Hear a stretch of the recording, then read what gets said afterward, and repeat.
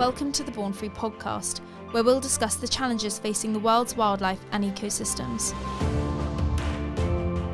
My name's Sarah Locke, and I'll be talking to the passionate people doing their bit to try and secure a future where wildlife and humans can peacefully coexist.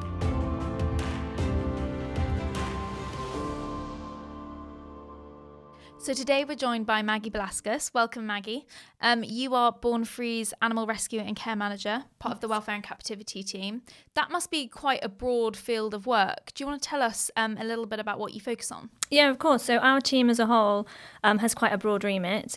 We focus on campaigning on animals in captivity, so zoos, animals being traded as or kept as exotic pets, and then other issues affecting animals in captivity, so animals being farmed for various things. So one focus at the moment we are kind of working on with our policy team is canned hunting as well.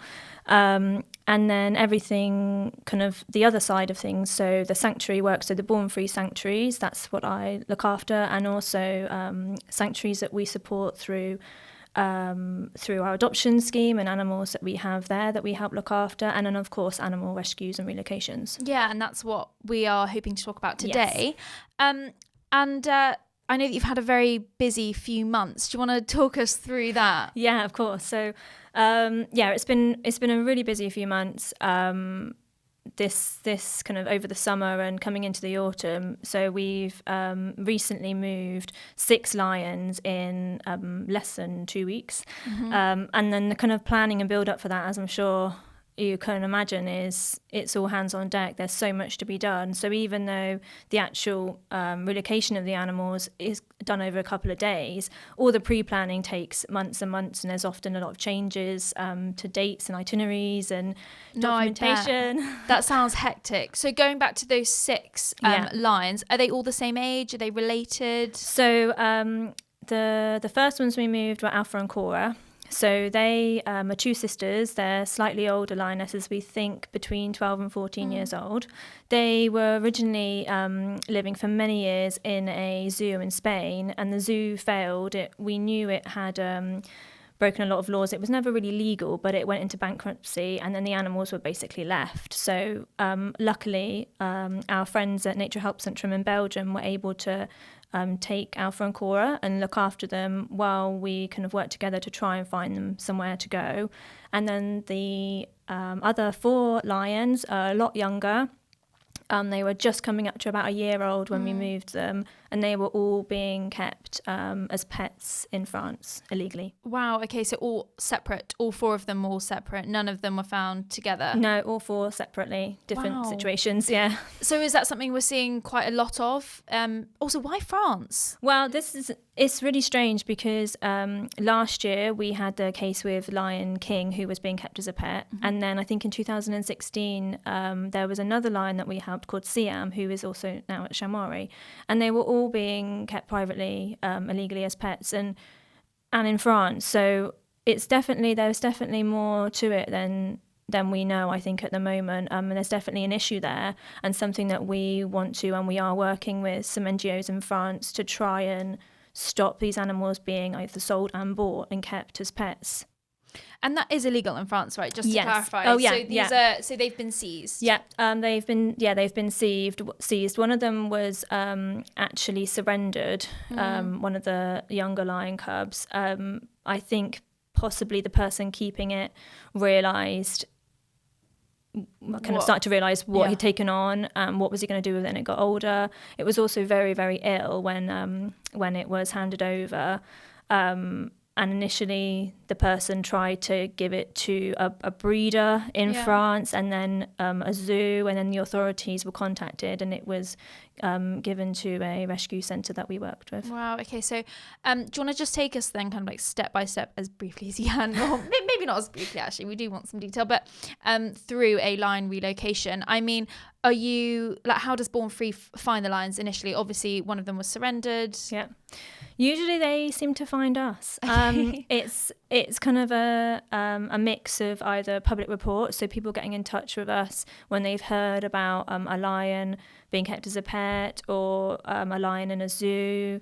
In the cases with the cubs, we had heard through our contacts in France that 2 had been found, and then 2 more in close proximity after that. So then we had kind of 4 that we were trying to see if we could help in any way. But it really kind of varies. We might be following a facility ourselves and know that we might be able to seize the animals, working with authorities, for example, with circuses in Italy.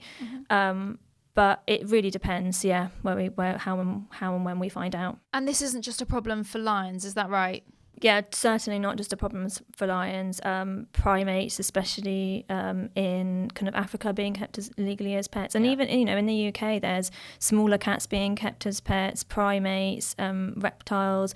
Some of them we know about, which are kept legally but still dangerous wild animals, and I'm sure many of them that we don't know about because they're not registered. That's it. It's the ones that you don't know about as well, isn't it? So do you want to? So how long did that take? You said it takes a couple of months then to do the prep. So you find these lions and all of that planning. I'm assuming there's a lot of paperwork, vaccines. Do you want to talk us through all of that? Yeah, of course. So first, the main thing we need to know at the beginning is, one, are the animals actually up for rehoming? Because sometimes we hear about these cases, but the people keeping the animals, they might be keeping them illegally. So as much as we want to step in and do something, they're not breaking a law. So we can't, we've got no kind of powers to seize them ourselves.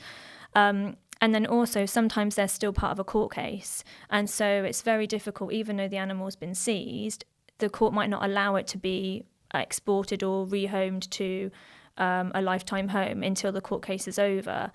So and that was one of the issues, wasn't it? Yeah. With one of the cubs that you were you were telling me about, one of the French ones, is that right? Yeah, that's correct. And it was kind of down to the wire in the end when the courts finally said, okay, everything was in place, and this was a couple of days before. And then, they gave the permissions to... Even now, I can see the stress in your eyes now, reliving the whole thing. It's so stressful, right? Because you've got these 4 animals that are just waiting, and you know, everything is kind of hanging on a few things by that point, so... And you were telling me that obviously as time goes on, it's something that you don't think about, or I don't think about, is the lines are getting bigger, and then you were saying you're having to redo or thinking about rebuilding the crates, which seems insane, because there's so many hoops that you've obviously got to jump through. That must have been terrifying. So I guess you were super lucky to have such great partners. What kind of people were we working alongside? So working alongside an organisation in France who were looking after the animals, the lions short term, Tonga Tier, who have a rescue centre where they can take animals for kind of short to medium term, and then also to an NGO in France, Lyon, who were involved in a couple of the animals' rescues when they worked with the authorities, and then a few other organisations who also supported those organisations. So it was a huge number of people involved. Really is a group effort then. Yeah, definitely. It's a massive team effort. And then so the actual flight, so the 4 lion cubs they came from Lyon in France, right? And then you had to fly them back to London, and then actually we haven't said, so you were rehoming to South Africa, right? Do you want to just tell us a little bit about that and the kind of the journey? So luckily we had space at Shamwari to house the cubs, so we could take them. The fact that they were living already as a 4 is really helpful, because it means that we can put them all in one enclosure.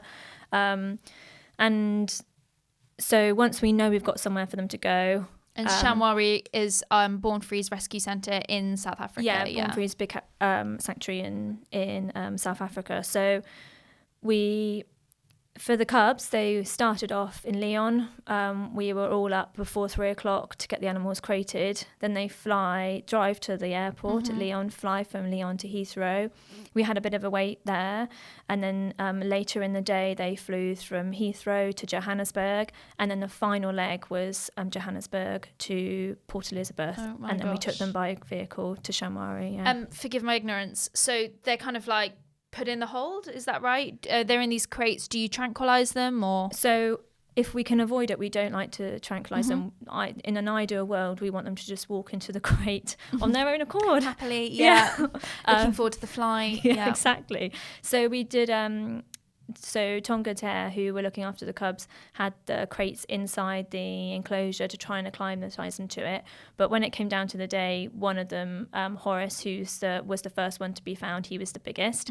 He he had to be sedated, but luckily he came around very quickly. So was that because he wasn't Yeah, working with you? I think he knew what was going on. He didn't want to go into that crate. Yeah, no, fair enough. And we want to try and keep the stress down as much as possible. So if you tried a couple of times, the animals are getting stressed, it's just not worth it. Yeah, too much. So he was sedated, but he woke up very, very quickly. So once they're all in the crates, which took about an hour to get them all loaded, and then we drove to Lyon, and then there's the process of having all the paperwork checked. They have to be put on pallets before they go in on the flight, and they go into the hold. So they're kind of just below, in a special section of the hold, which is climate controlled. Yeah.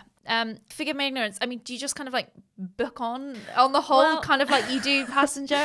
Well, it's a kind of interesting process because until we have the cargo as it's, I suppose, technically named, these are our lions. Yeah. So I think they're our lions, but they're called in the flight world cargo. That has to be booked first before we can book the people. And we always want at least one person of the Born Free team to go with them, one of our animal team. Yeah, of course. So that has to be all confirmed and booked first. And once, what you were saying earlier on about the crate sizes, so that none of that can be organised until we know the final crate sizes. So if the move got shifted another couple of weeks, another month, and we did have to rebuild the crates, then the airline then has to look at the cargo space, because if you're suddenly dealing with crates that are so much bigger, and then you're kind of back to step. But luckily we didn't have to do this, but it came close. I can literally like see it in your face, just reliving it. Oh dear. Yeah, so we get the people booked on, and then we try and start pulling together all the logistics around that. So the transport either end, the agents on the ground who are going to be organising the customs checks and the vet checks en route, which is part of them being actually imported. Of course, we always have them checked by a vet before they leave. Yeah. I mean, so much planning, but I guess it still almost feels like quite a last minute thing, quite a stressful thing for all of you. And you were saying that you did have a slight hiccup with one of the permits, was that right? Yeah. So plan for everything, and yet. Yeah, you can plan for everything, but it all does. Even as much as you want to try and plan it in advance, we would have liked to have the flights and everything booked a few months before the actual date. It never really happens that way because things change the whole way. Of course, with this time there was strikes at Heathrow. There was, Oh yeah, of course. Yeah. So that that affected the timeline. We had hoped to move the cubs in August, but the plans had to change, and we just had to adapt and kind of go with that.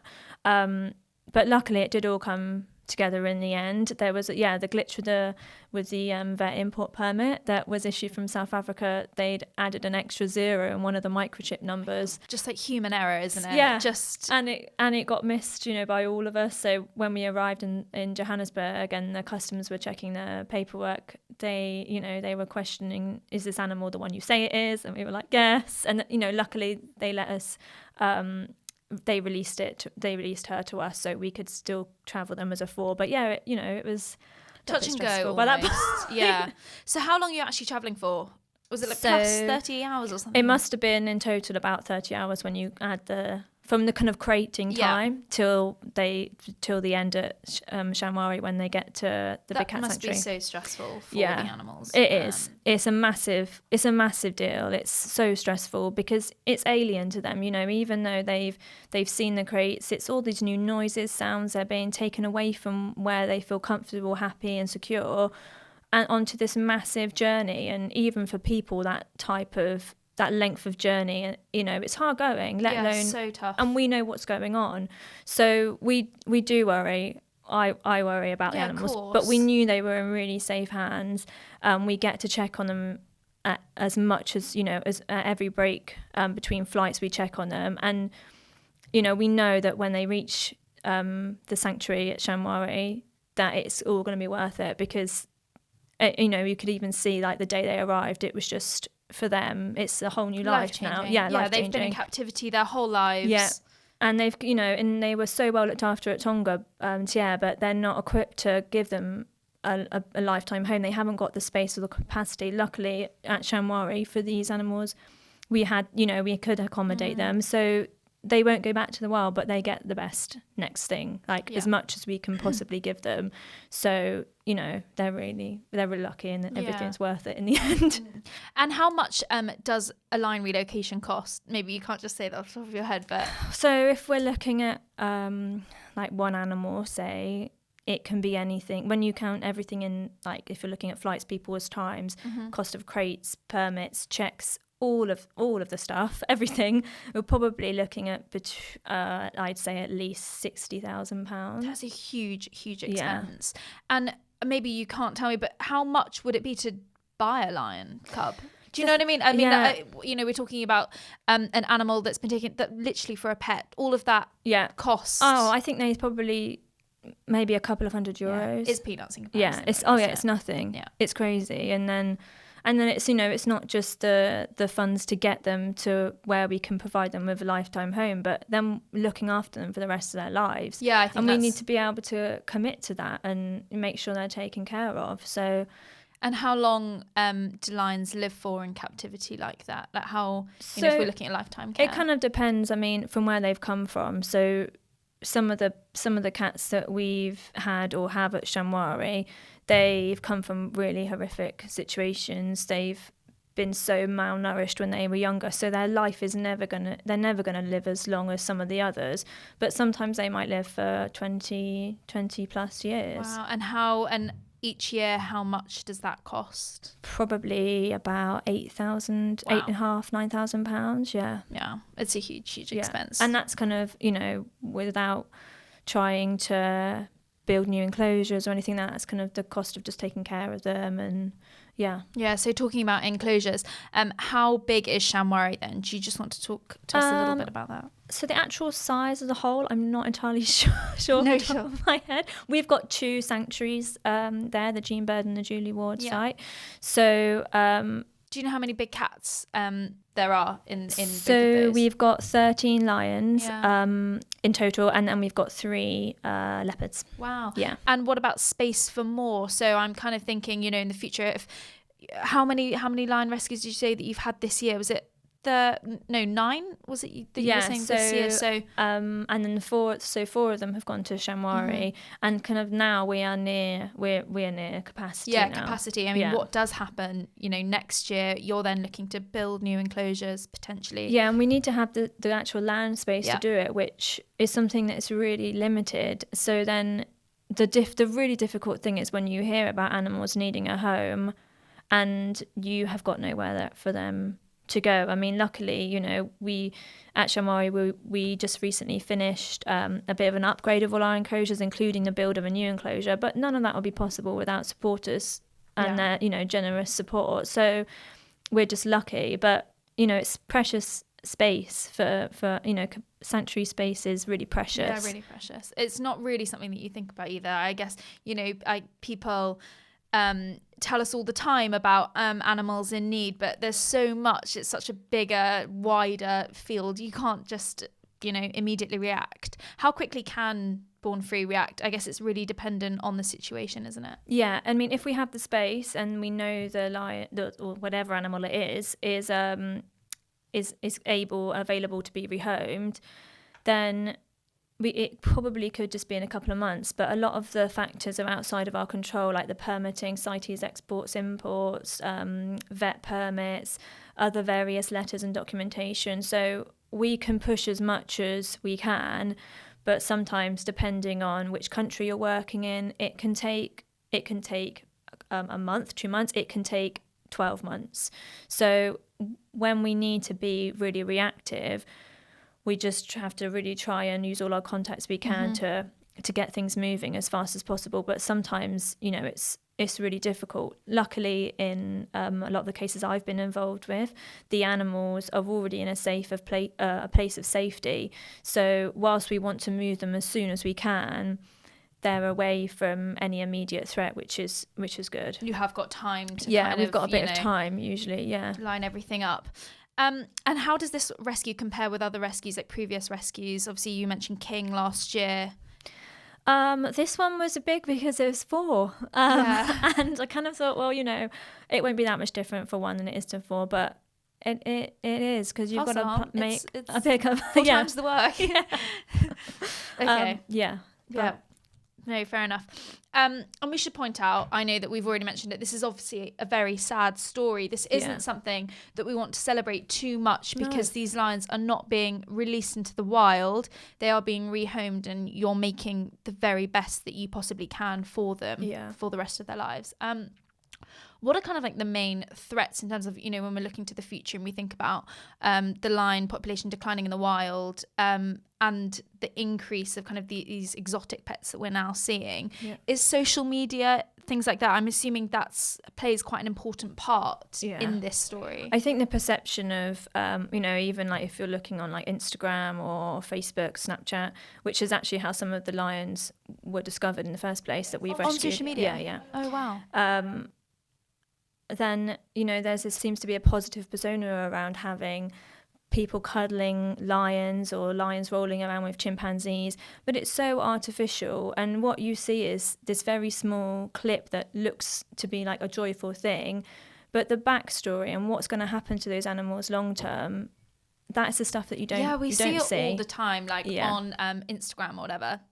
And you see these clips or pictures and all the comments below it. That's what I find baffling. And obviously, you know, I hear so much from your team, but I see all the comments and they're all like the love heart emoji eyes, you know what I mean? Like the heart eyes. And it's just baffling. I guess people just don't quite realise, you know, the much wider, way more detrimental implications that will have. Yeah, I just think there's a lot of educating and awareness that we need to do more, but also, you know, actually working with authorities to enforce laws that do exist, because in some cases they aren't there, and a lot of these animals are being kept legally, but in a lot of cases it is illegal, but nothing's really happening. And as long as it's okay to share this stuff on social media, and it's, you know, it's not considered a negative thing, then it's going to continue to happen, and people will continue to kind of get away with it. Yeah, and people will continue to think, oh, you know what, that's so cute. I'd love a lion. For a year, and then it's too big for lion. Yeah, and dangerous, and all of these things. You know, we can never meet the needs of a wild animal in a domestic captive setting. It's just impossible.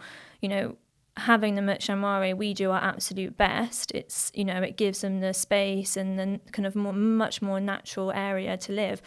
Yeah, but still, it's not perfect either. So the ideal is for this not to happen in the first place. We don't want to have to rehome animals. We don't want to have to be rescuing animals from garages, from Lamborghinis in the Champs-Elysees, which is where one of the cubs was found. You know, we want to see these animals protected in the wild. So yeah, it's a big journey, but we'll get there. No, we will get there. And awareness, and you're doing such amazing work. And it's really great to have you on the podcast just to really hear about, because I feel like everyone hears about, you know, our campaigns, or, you know, they hear the headlines, if you will. But I think it's really important to kind of get the backstory and really hear about the hard work and the effort and the kind of time that we're talking about, just to make the life of an individual animal better after someone's, you know, just wanted to have it as an exotic pet. Yeah. And I was going to finish on asking you, like, what's one thing that would make your job easier? I have a feeling I know what the answer to that question will be, but please, if there were no wild animals needing rehoming and needing rescuing, that would be amazing. I'd love to be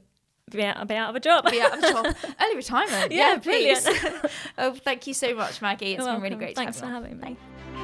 Thank you for listening to the Born Free podcast. If you've enjoyed this episode, please subscribe to our YouTube channel to watch the episodes, follow us on social media, or head to our website, bornfree.org.uk. My name's Sarah Locke, and our producer's Philip Fortuna. See you next time.